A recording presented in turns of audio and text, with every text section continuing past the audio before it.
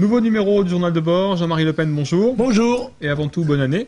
Bonne année à vous aussi, ainsi qu'à tous nos téléspectateurs et amis.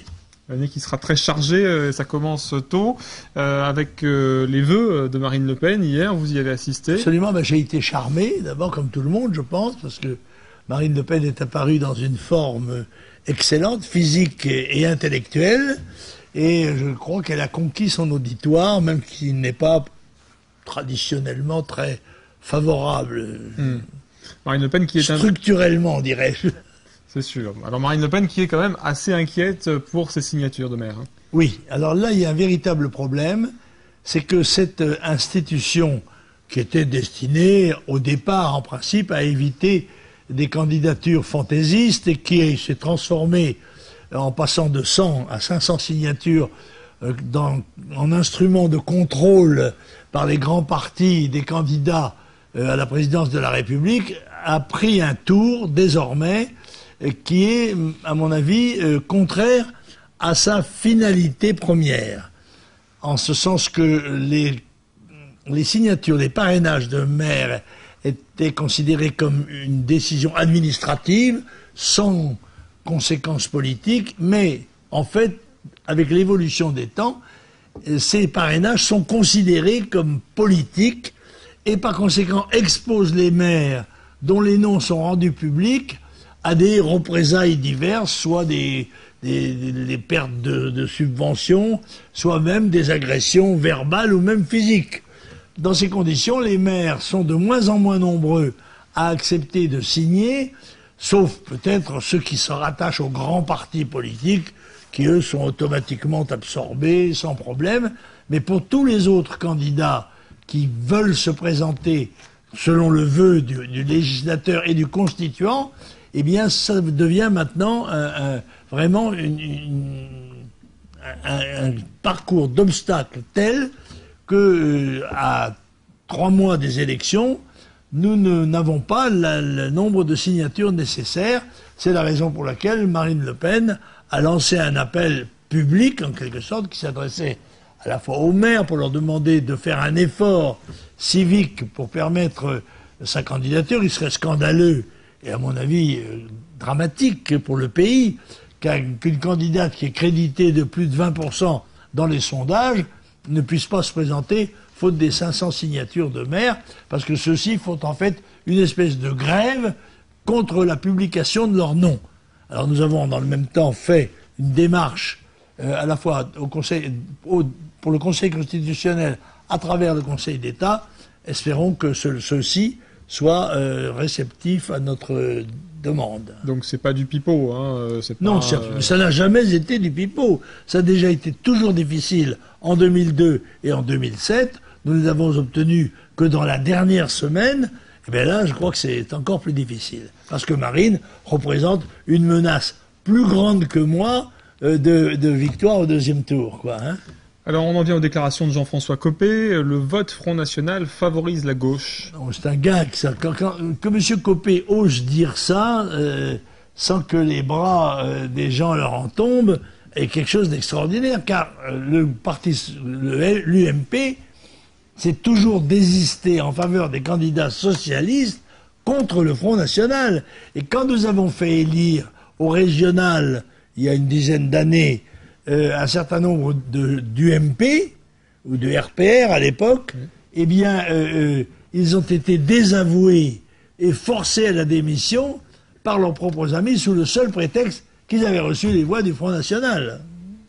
Alors Marine Le Pen évoquait lors de ses vœux à la presse la réindustrialisation et a réclamé une taxe de 35%, qui est le taux maximal autorisé par l'OMC, pour les entreprises qui délocalisent les prestations de services, comme les centres d'appel, etc. Oui, je crois que les propositions de Marine Le Pen sont beaucoup plus intéressantes que celles de la TVA dite sociale, laquelle, je le rappelle quand même, est plutôt une TVA patronale, puisqu'elle vise à supprimer ou à réduire drastiquement les cotisations patronales, et par conséquent, et en revanche, à être payées par l'ensemble de tous les citoyens, quel que soit leur niveau de fortune. Alors je crois que les Français ont un grand intérêt à regarder de près le contenu des propositions qui sont faites par les différents candidats. Ils s'apercevront que la seule politique véritablement sociale est celle qui est incarnée par Marine Le Pen. Alors toujours sur le thème de l'industrie, on a noté que l'intersyndicale de la raffinerie Petroplus a invité tous les candidats à la présidentielle à venir s'exprimer devant les employés, sauf Marine Le Pen. Oui, c'est extravagant ça. C'est extraordinaire que ces gens qui demandent l'aide en quelque sorte de leurs concitoyens pour essayer de relancer ou en tous les cas de faire durer leur entreprise écartent d'une façon discriminatoire et injustifiée la seule candidate qui semble pour l'instant avoir la confiance des milieux ouvriers. Je rappelle que les sondages donnent 43% à Marine dans le milieu ouvrier, à savoir le double, plus du double de Sarkozy et Hollande réunis. Je rappelle d'ailleurs qu'un autre syndicat avait fait le même oukase. C'est le MEDEF.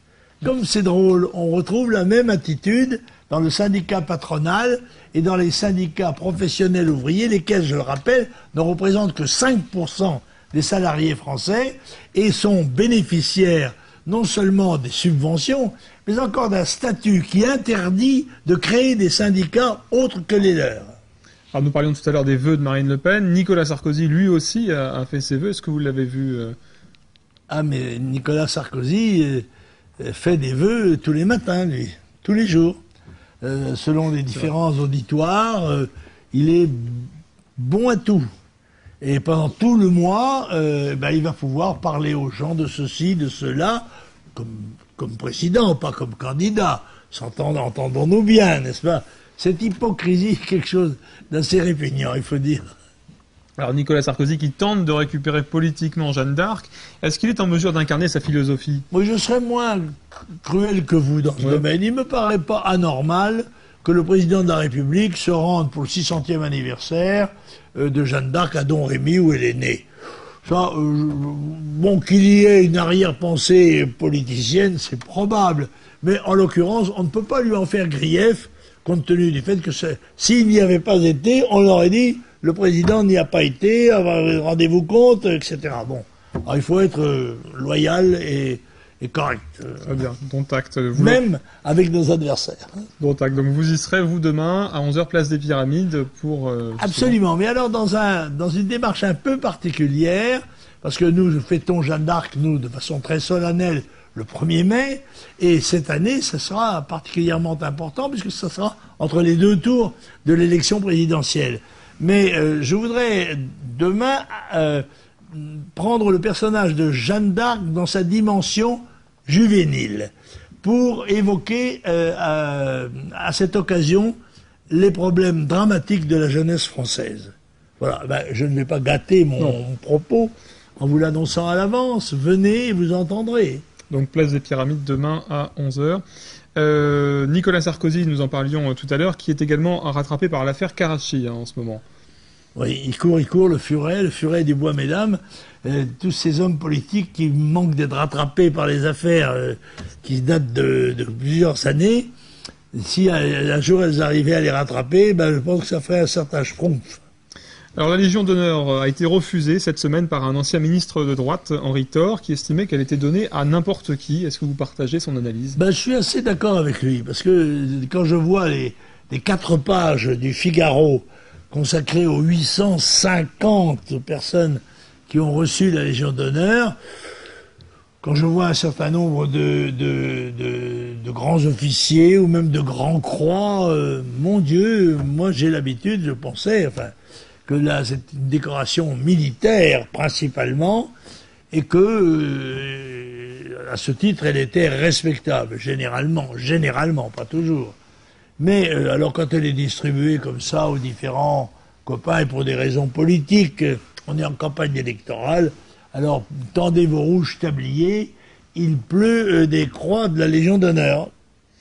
Alors, vous avez donné une interview cette semaine au journal Le Parisien. Vous avez laissé entendre que vous pourriez être candidat aux législatives. Non, j'ai pas tout à fait dit ça comme ça, parce que j'ai déjà beaucoup donné, vous savez, en matière électorale.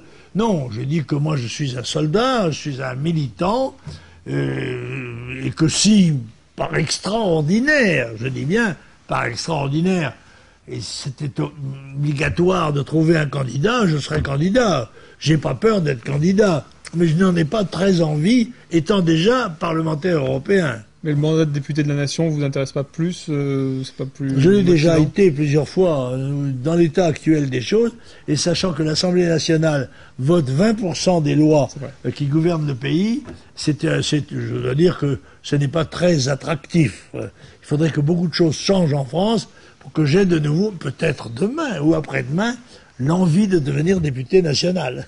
Alors dans la même interview, vous indiquiez que vous feriez campagne pour Marine Le Pen, tambour battant, hein, vous serez d'ailleurs en déplacement. Tambour battant, et alors j'ai une longue série de réunions, je vais me permettre de vous les dire, si vous voulez bien, hein, c'est à partir de lundi 9 janvier, je crois, hein, je crois que je suis à...